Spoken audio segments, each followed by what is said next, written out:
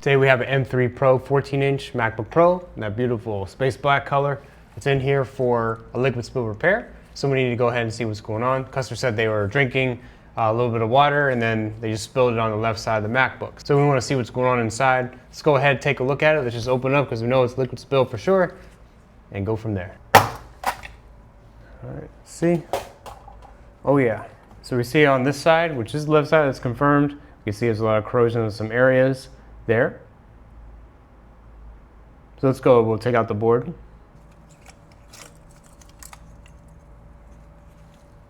All right, so we got the board out.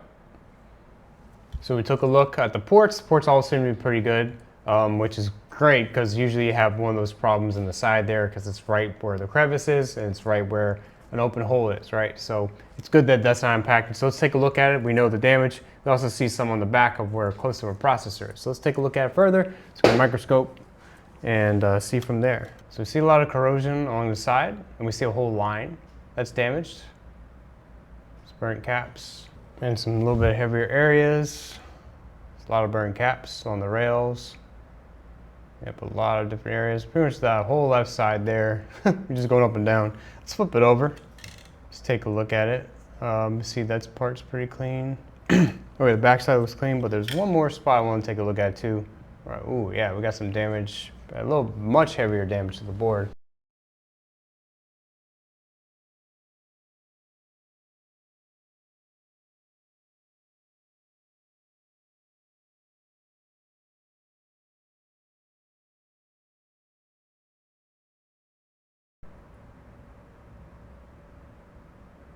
Yeah, for these we could just add just a little bit of solder, some flux, strengthen up the legs.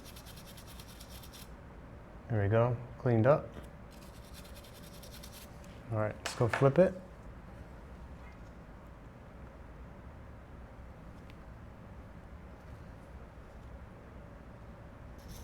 Okay, so looks pretty good, not too bad. Clean that away. This is for the USB-C driver, I believe. On other boards, this is a newer one, so I'm not exactly sure here. There we go. Let's clean that up. Yeah, this is that.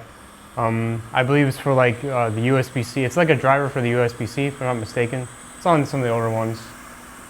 We see that. I know that number because we've done it before. You can have charging issues if it's not perfect, not good. I think just doing a reflow of it, just clean underneath because we can kind of see like some of the pads there. I think that should be fine. All right. So I do have a similar board view, not the exact same one, but it's pretty close. So if we take a look at it, this is the UF250. It's a programmable like power input, and you'll see there's a ROM on one of the sides there. If we had to reflash it, we could do that, but usually it's pretty good. But who knows, right, with liquid spill, liquid damage. All right, so let's keep going. We see another area, small area, a little bit corroded.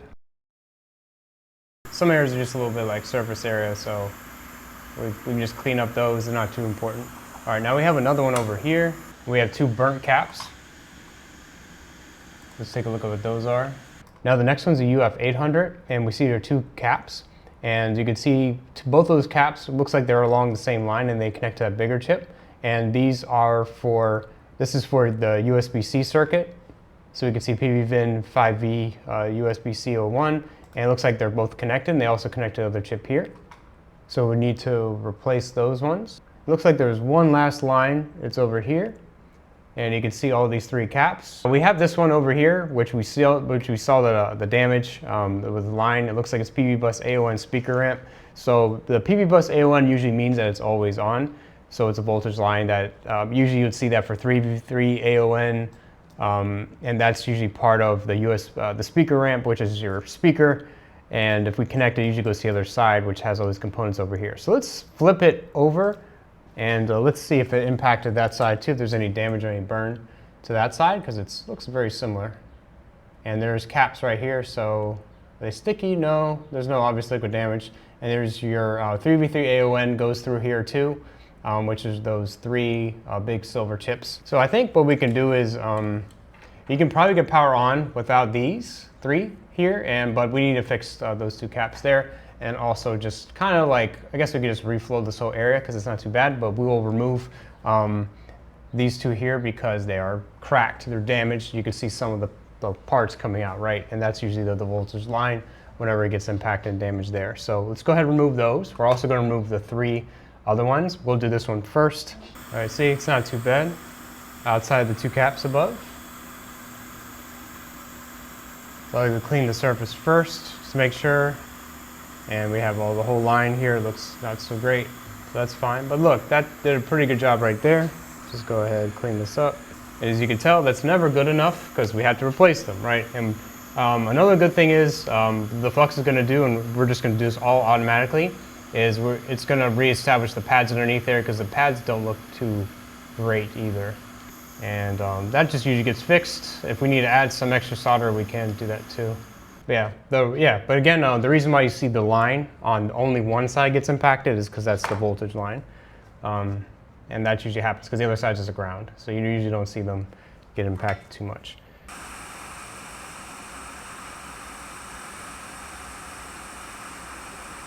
One, got 2. So I don't really like this one here, so I'm going to go put some more here so we can just touch it. You want some too? All right, you can get some. You can get some. And everyone can get some. Oh, yeah, I think these ones are still stuck from the last thing I removed. So let's see. Okay, so I might have to unstuck these together, but they'll fill in very nicely. There we go.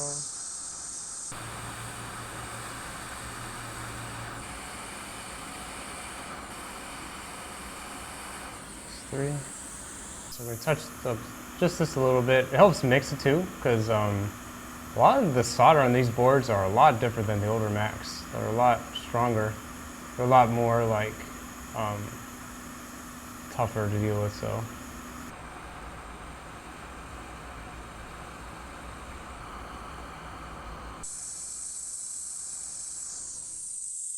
Gotta touch this one up.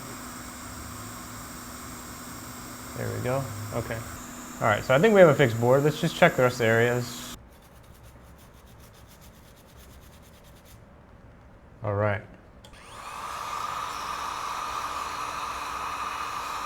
All right, so we got a fixed up board. Let's go ahead and test it. Let's see if we're getting a voltage right now. We can actually check that before we get too excited, right? Plug it all back in, but probably should be okay because we saw it, right? We saw the damage and we were able to fix that. Let's make sure that the USB-C ROM is okay. So let's go ahead and test. We're looking for 20 volts. Okay, and we got our 20 volts and 0.16. That's good. MacBooks are usually in a lower power states until you hit the power button and load to an OS. Usually the voltage gets usually pretty low, especially without a connected battery. So it looks good. So I believe we do have a working board here. Let's go ahead and put it back and let's power it on. All right, so let's go ahead and try it. All right, we got power on, display, and I think we're good. So I hope you guys enjoyed watching this M3 Pro MacBook Pro repair. If you enjoyed this video, please leave a like. It really does help us a lot. Hey guys, we do MacBook repairs. If you guys are interested in MacBook repair, check the links in the description down below for how you can send in your MacBook. It's an easy work order on our website that you just fill out, send it in, and then we'll take it from there. So thanks a lot for watching, guys. Take care. See you in the next video. Bye.